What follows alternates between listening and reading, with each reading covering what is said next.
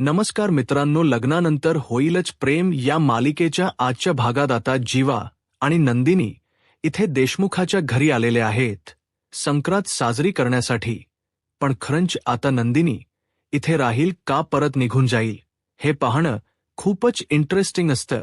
चला मग सुरुवात करूयात आजच्या भागाला. इथे जीवा म्हणत असतो, हे बघ, काळजी करू नकोस काव्या, सगळं ठीक होईल.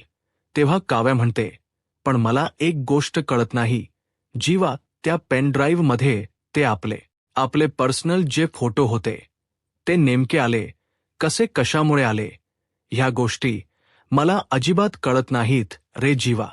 तेव्हा जीवा म्हणत असतो, हो ते तर अगदी बोलतेस ते बरोबर आहे, पण हे बघ, ज्या गोष्टी झाल्यात ना त्या गोष्टी होतात, हे सगळं चांगल्यासाठीच होतं असं मला तरी वाटतं. कारण एक गोष्ट नीट काव्या लक्षात ठेव, काही जरी झालं ना तरी सुद्धा इथे गुरुजींनी सांगितलेले सगळेच भाकीत खरं होतात असं अजिबात नाहीये काव्या. तेव्हा काव्या म्हणत असते, म्हणजे मला नाही समजलं, तुला काय म्हणायचं? तर हे बघ, गुरुजी भाकीत करतात म्हणजे काही भाकीत त्यांची खरी होतात, काही भाकीत खरी होत नाहीत, किंवा त्याच्या विरुद्ध सुद्धा काही भाकीत होतात. मग आता गुरुजींनी जे असं भाकीत केलेलं आहे की पार्थ पार्थच्या आयुष्यामध्ये दुसऱ्या लग्नाचा योग आहे, ते रम्याबरोबरच असेल असं थोडी ना आहे. त्यामुळे तू त्या गोष्टीचा विचार अजिबात करू नकोस. तेव्हा काव्या हसलेली असते आणि तेव्हा हसल्यानंतर तर इथे जीवा म्हणत असतो, हसली बाबा एकदाची, पण आता मी तुला हसवले ना, त्या सगळ्या गोष्टीचे दादाकडून ना मी एक वेगळे पैसे घेणार आहे बरं का. असं म्हटल्यानंतर आता काव्या म्हणत असते, गप्प बस रे. तेव्हा लगेच आता इकडे पार्थ जो जीवा आहे तो म्हणत असतो, खरं तर काव्या, तुला एक गोष्ट सांगू का, मी असं ठरवतो, म्हणजे बघ, आता माझं आपलं नंदिनीवर प्रेम आहे आणि नंदिनी मला मिळणारच आहे. ह्याच याच्यामध्ये मी जगत असतो. म्हणजे आता बघ ना, काही जरी झालं ना तरी सुद्धा नंदिनी माझी आहे, तिला माझ्यापासून कोणीही वेगळं करू शकणार नाही. तिचं माझ्यावर प्रेम आहे आणि मला त्यासाठी कोणी वेडा म्हणो, कोणी काहीही म्हणो, कोणी जोक करतंय असं म्हणो, काहीही म्हणो, मला ते चालेल. पण मला ह्या सगळ्या गोष्टीमुळे अजिबात फरक पडत नाही, कारण जे आपलं आहे ते आपलंच आहे की नाही. तेव्हा म्हणजे मी असं वागायला पाहिजे का की आता पार्थ माझे आहेत आणि पार्थवर माझं प्रेम आहे आणि ते कोणाचीही होऊ शकणार नाहीत. हो, अगदी बरोबर, तू सुद्धा असंच वागायला हो. तेव्हा काव्या म्हणत असते, हे मात्र लॉजिक खूपच भारी आहे रे जीवा. तेव्हा जीवा म्हणत असतो, हो अगदीच बरोबर बोलतेस तू, हे खरंच खूप भारी आहे. तेव्हा हे सगळं काही इथे उभा असलेला पार्थ ते सगळं काही बोलणं ऐकतं असतो. पण आता काव्या म्हणत असते, पण आता तुला एक गोष्ट सांगू का जीवा, खरं तर आपलं प्रेम आपल्या पार्टनर्सवर आहे, ही गोष्ट त्यांना समजायला हवी. असं म्हणता क्षणी आता 11 वाजून 11 झालेले असतात. ती म्हणत असते, चल बाय, 11 वाजून 11 झालेत. तेव्हा जीवा इथे फोन ठेवतो. आता फोन ठेवल्याबरोबर पार्थ सुद्धा घड्याळ पाहत असतो, तर 11 झालेले असतात. आता काव्या लगेचच इथे म्हणत असते, म्हणजे 11 वाजून 11 एखादी विश मागितली तर ती खरी होते असं पार्थाचं म्हणणं असायचं. आणि तेव्हा काव्याने घट्ट डोळे मिटलेले असतात आणि इकडे प्रार्थना करत असते, काही जरी झालं तरी सुद्धा देशमुख माझे आहेत आणि कोणी कितीही जरी भाकीत केलेले असले तरी सुद्धा ते भाकीत माझ्या प्रेमापुढे कमी पडतील, कारण माझं देशमुखवर प्रेम आहे आणि देशमुख फक्त आणि फक्त माझेच आहे. मी त्यांना दुसरं कोणाचंही होऊ देणार नाही. ह्या काव्या आणि पार्थला कोणीही वेगळं करणार नाही असं काव्याने बोललेलं असतं. आता हे सगळं काही बोलल्यानंतर इकडे मात्र पार्थला खूप मोठा धक्का बसतो. तो तसेच 2 पावलं मागे जाऊन पुन्हा त्याच्या खोलीकडे जात असतो. इकडे आपण पाहतो की दुसऱ्या बाजूला गुड्डूला खूपच थंडी वाजत असते आणि गुड्डूला थंडी वाजत असताना तो म्हणत असतो, जीवा भाई, काय सांगू मी आता तुम्हाला, मला किती थंडी वाजते ते, आहा. तेव्हा जीवा म्हणत असतो, हो तुला थंडी वाजते ना, ते दिसतच आहे, पण जीवा भैया, मी एक गोष्ट सांगू का, तुम्ही जे काही बोलताना ते खूप भारी बोलता, म्हणजे तुमच्यासारखं बोलणं वगैरे ह्या सगळ्या काही गोष्टींना मला जमत नाही बरं का. जर मला जमत असत्या ना तर माझ्या पिंकी राणीला मी कधीच जिंकू शकलो असतो. बघा ना, दोघेही जण म्हणजे प्रेमामध्ये प्रेमभंग झालेले दोघेही जण एकत्र आलेले आहेत. खरंच ना. आता जीवा म्हणत असतो, अरे असं काही नाही जीवा भैया, असं काही नाही. कस मी तुम्हाला बरोबर सांगतोय, तेव्हा तुम्ही जे काही करताना ते मला फारच आवडतं बरं का. म्हणजे तुम्ही असं कोणालाही बोलून तुमच्या ह्या सगळ्या गोष्टीमध्ये अगदीच आणू शकता असं इकडे तो बोलतो. त्यावर आता एक सांगू का तुम्हाला, सगळ्यात महत्त्वाचं म्हणजे की आता तुम्ही हे जे काही केले ना ते अजिबात बरोबर नाही बरं का. केलं म्हणजे काय नाही बरोबर केलं ते सांग. तेव्हा तो बोलत असतो, म्हणजे तुम्ही हे असं खोट वगैरे बोललात ना ते जरा बरोबर नाही केलं. तुम्ही असं खोट बोलायला नको होतं बरं का. अरे मी काय खोट बोललोय. तुला एक गोष्ट सांगू का गुड्डू, हे बघ आमच्या देशमुखांच्या घरामध्ये ना मी असा एकटा आहे की मला अजिबात थंडी वाजत नाही. बाकी सगळ्यांना थंडी वाजते पण मला मात्र अजिबात थंडी वाजत नाही. पण मला सांग, जर मी खोट बोललो नसतो तर मला ब्लँकेट भेटलं असतं का. नंदिनीला माझी काळजी वाटली असती का. आणि तुला सांगू का, चलता हाय रे भाई, थोडासा खोटा चलता हाय. तू नको काळजी करू. म्हणजे बघा आता मी एवढं थोडंसं खोटं बोललो त्याने काय फरक पडतोय. म्हणजे युद्धात आणि प्रेमात थोडं फार तर माफ असतंच. असं म्हटल्याबरोबर नंदिनी तिथे आलेली असते. आता नंदिनीला हिची फार काळजी वाटत असते. नंदिनीला असं वाटत असतं की बिचारा किती थंडीमध्ये काकडत आहे आणि थंडीमध्ये काकडत असताना आपल्यामुळे त्याला हे सगळं सहन करावं लागतंय. ह्या सगळ्या गोष्टीचा तो इथे विचार करू लागलेली असते. आणि या गोष्टींचा विचार करत असताना आता आपण पाहतो की इकडे लगेचच जो काही आपला जीवा आहे हे सगळं काही बोलत असतो. तेव्हा गुड्डू बोलत असतो, पण तरी सुद्धा ना तुम्ही हे सगळं जे काही आहे ना ते असं खोट बोलायला नको होतं. तुम्ही हे सगळं खोट बोललात ना त्यामुळे थोडं टेन्शन आलेलं आहे असं सुद्धा तो इथे बोलतो. त्याचबरोबर तो म्हणत असतो काही होत नाही, त्याने थोडंफार खोट तर चालतं बरं का. तेव्हा लगेच नंदिनी म्हणत असते, पण मला हे असं नाही चालत. तुम्ही खोट बोललेला आहात, तुम्ही माझी फसवणूक केलेली आहे, असं मी हे सगळं खपून घेणार नाही असं सुद्धा आता इकडे ती बोललेली असते. तेव्हा आपण पाहतो की इकडे दुसऱ्या बाजूला आता बराच उशीर झालेला असतो. म्हणजे जवळपास 11 ते 12च्या दरम्यान काव्या इथे आता रम्या आणि वसूच्या खोलीमध्ये चाललेली असते. रम्या काव्या आणि वसूच्या खोलीमध्ये गेल्यानंतर आपण पाहतो की इकडे आता काव्या खूप जास्त डेंजरस रूपमध्ये आलेली असते. अंधार असतो. तेव्हा इथे रम्या आणि वसू फारच घाबरलेले असतात. इथे त्या म्हणतात, काव्या काय चाललंय तुझं, तू एवढ्या रात्री आमच्या खोलीमध्ये काय करतेस. आणि तेव्हा काव्या रम्याच्या आणि वसूच्या मध्ये बसते. रम्या आणि वसूच्या मध्ये बसल्यानंतर ती म्हणत असते, वा काय मस्त मऊ मऊ बेड आहे ना, किती छान वाटतं ना, किती गारगार वाटतं ना हे सगळं काही, असं सुद्धा ती इथे बोलत असते.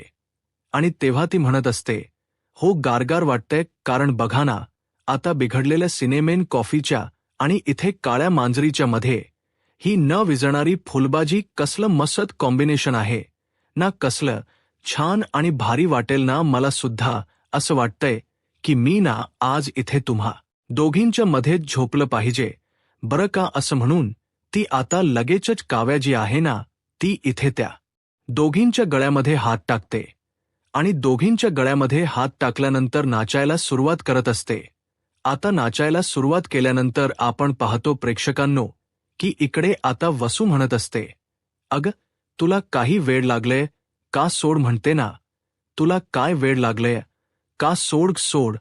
तेव्हा तिला सोडल्यानंतर आता इकडे ती म्हणत असते, हो सोडलं तर आहेच ना, पण आता हे काव्या तुझं काय चाललंय ग, डोक्यावर पडलीस का तू. तेव्हा येथे काव्या म्हणत असते, हो मी तर डोक्यावर नाही पडली, पण मला एक गोष्ट सांगा, तुम्हाला काय वाटलं की आता इकडे जे काही राम याने माझ्यासोबत केलेलं आहे, माझ्यासोबत येऊन हे सगळं भाकीत वगैरे केलं आणि त्यानंतर मी माझ्या खोलीमध्ये अशी मुळू रडत बसेल असं वाटलं का तुला मी तशीच रडत बसेल आणि तुमचा सगळा प्लॅन जो आहे तो इथे यशस्वी होईल असं वाटलं का तुम्हाला सांग ना.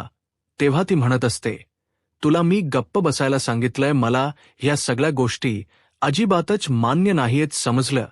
तुला त्यावर लगेच आता काव्या म्हणत असते, अगं रम्या तू वेडी आहेस, तुला ते समजत नाहीये. कारण तुला काय वाटलं हे बघ, गुरुजींनी कितीही भाकीत केले, किती काही जरी केलं ना तरी सुद्धा त्या सगळ्या गोष्टी मी अजिबात इथे होऊ देणार नाही. कारण आता बघ, पार्थचं तर दुसरं लग्न होणारच हो की नाही रम्या? हो, पार्थचं दुसरं लग्न होणार, पण ते लग्न कोणाबरोबर होणार ते मी तुला सांगते. कोणाबरोबर होणार आता पार्थचं दुसरं लग्न? ते म्हणजे काव्याबरोबर. हो, कारण पार्थचं लग्न एक वेळा काव्याबरोबर झालं होतं, आता डबल काव्याबरोबरच होणार. सनई चौघडे वाजत असणार, त्याचबरोबर सगळ्यांच्या हातामध्ये अक्षदा असणार, त्याचबरोबर आम्ही सगळेजण लग्न मंडपामध्ये असणार. आणि माझी जी बहीण आहे ना आरू आता इथे पार्थचे शूज ती पळवणार आणि त्यानंतर 5,000 रुपये ती पार्थकडे मागणार, पण पार्थ 5,000 रुपये देणार नाही. बोल रम्या, कोण देईल?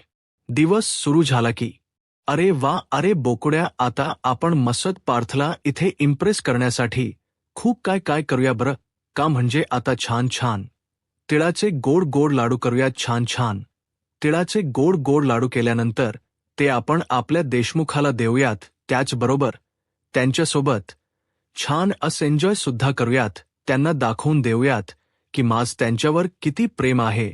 ह्या सगळ्या गोष्टी आपण पार्थसाठी करूयात. हा चला चला, मग यावर्षीची संक्रांत सुद्धा छान अशी धमाकेदार करूयात. बोकुड्या बोकुड्या असं म्हणून ती त्याला गोलगोल फिरवते आणि हे सगळं काही पार्थ तिथे पाहतच असतो. काव्या त्या जो काही आपला बोका आहे त्याच्यावर खूप प्रेम करत असते, त्याचे लाड करत असते. दुसऱ्या बाजूला आता बरीच रात्र झालेली असते, पण जीवा काही आणखी झोपलेला नसतो. त्याला खूप जास्त आज घरची आठवण येत असते, कारण आज संक्रांतीचा दिवस असतो. त्यामुळे त्याने पुन्हा ब्लॉग करायला सुरुवात केलेली असते. आता त्या ब्लॉगमध्ये तो बोलत असतो, खरंच तर गाईज, आज सांगू का, आज संक्रांत आहे. आज मला ना घरची फार आठवण येत आहे. म्हणजे घरापासून दूर राहणं, त्याचबरोबर आपल्या माणसापासून दूर राहणं, हे सगळं काय आहे ना ते मला आता समजते. आईची, त्याचबरोबर दादाची खूप आठवण येते. ती मिठी मी मिस करतोय. त्यासोबत सगळ्यात महत्त्वाचं म्हणजे इथे घरामध्ये स्वयंपाक असताना सुद्धा दादाला सांगून इथे ते मटण ऑर्डर करणं, बिर्याणी ऑर्डर करणं, ह्या सगळ्या गोष्टी मी फार मिस करतोय. मकर संक्रांतीला इथे आम्ही एकत्र तिघेही भावंड गच्चीवर पतंग उडवायचो, हे सुद्धा मी फार मिस करतोय. तेव्हा नंदिनी पाहत असते की जीवा काहीतरी करतोय, तेव्हा लगेच मोबाईल घेते आणि त्याचा लाईव्ह ब्लॉग ती बघत असते. त्या ब्लॉगला खूप साऱ्या लाईक्स, खूप सारे हर्ट्स, खूप साऱ्या कमेंट्स आलेल्या असतात. आणि जीवाला आज देशमुखांच्या घरी जाणं किती गरजेचं आहे, म्हणजे तो किती घरच्यांना मिस करतोय, त्याच्या आईला, त्याचबरोबर संक्रांत सणाला किती मिस करतोय, ह्या सगळ्या गोष्टी तिला इथे जाणवतात. कारण इथे तो बोललेला असतो की आईचं ते प्रेम, आईच्या हातचे ते तिळाचे लाडू, आम्ही भावंडांनी केलेली गच्चीवरची ती पतंग उडवत असतानाची मस्ती, ह्या सगळ्या गोष्टी मला फार आठवतात. आणि घरापासून खरंच दूर राहणं हे काय असतं ना, हे मला आज कळत आहे. त्यामुळे तुम्ही कोणीही घरापासून कधीच लांब राहू नका, असं इकडे तो त्या ब्लॉगमध्ये बोलत असतो. आता नंदिनी हे सगळं पाहते. तिला खूपच जास्त वाईट वाटत असतं की या सगळ्या गोष्टी माझ्यामुळे होत आहेत. जीवाला माझ्यामुळे त्यांच्या सगळ्या ह्या गोष्टीपासून वेगळं राहावं लागतंय, याचं गिल्ट आता तिच्या मनामध्ये आलेलं असतं. आणि इकडे जीवाचा जो काही चेहरा झालेला आहे तो सुद्धा अक्षरशः जीवा इथे रडत असतो. आणि त्या रडणाऱ्या जीवाला पाहिल यानंतर तिला वाईट वाटत असतं. आता जीवाने त्याचा ब्लॉग बंद केलेला असतो आणि तिथेच रडत बसलेला असतो. तर आता इकडे दुसऱ्या बाजूला नंदिनी काहीतरी करण्याचा विचार करते. तर आता दुसऱ्या दिवशी सकाळची वेळ असते. दुसऱ्या दिवशी सकाळी बहुतेक आता प्रेक्षकांनो हे त्यांचं स्वप्न आहे की खरंच झालंय हे तर काही आपण सांगू शकत नाही, पण मला तर असं वाटतंय की हे त्यांनी रिअलमध्ये केले, कारण नंदिनीला जीवा घरच्यापासून लांब आहे. हे दुःख झालेलं होतं, वाईट वाटलेलं होतं आणि त्याचमुळे ती आता जीवाकडे गेलेली असावी आणि तिने असं सांगितलेलं असावं की उद्या मी तुमच्यासोबत घरी येईल, आपण संक्रांत साजरी करू. म्हणून आता नंदिनी खूपच छान अशी तयार झालेली असते. हलव्याचे दागिने घातलेले असतात, सोबतच जीवासुद्धा खूप छान असा तयार झालेला असतो. त्याने सुद्धा हलव्याचे दागिने घातलेले असतात आणि ते दोघेही देशमुखांच्या घरी आलेले असतात. आता दोघेही देशमुखांच्या घरी आल्यानंतर जीवाच्या हातामध्ये तिळगुळ असतात आणि इकडे नंदिनी सुद्धा आलेली असते. जीवा आल्याबरोबर नंदिनी समोर हात पुढे करतो, पण नंदिनी आता त्याच्याकडे रागाने पाहते. इकडे नंदिनी प्रत्येक वस्तूला पाहत असते. तेव्हा जीवा म्हणत असतो, किती छान वाटतं ना घरी आल्यानंतर. तेव्हा नंदिनी म्हणत असते, आपलंच घर आहे, हे माझं घर आहे आणि माझी माणसं आहेत. असं म्हटल्यानंतर जीवा तीच याकडे पाहतच असतो. आता इकडे काव्या आणि त्याचबरोबर पार्थ सुद्धा खूपच छान असे तयार झालेले असतात. त्यांनी सुद्धा सेम पद्धतीने काळ्या रंगाची साडी, त्याचबरोबर पार्थने सुद्धा काळ्या रंगाचा कुर्ता आणि पायजामा घातलेला असतो. त्यावर हलव्याचे दागिने वगैरे हे सगळं काही घातलेलं असतं आणि ते सुद्धा खूपच कमाल असे तयार होऊन आलेले असतात.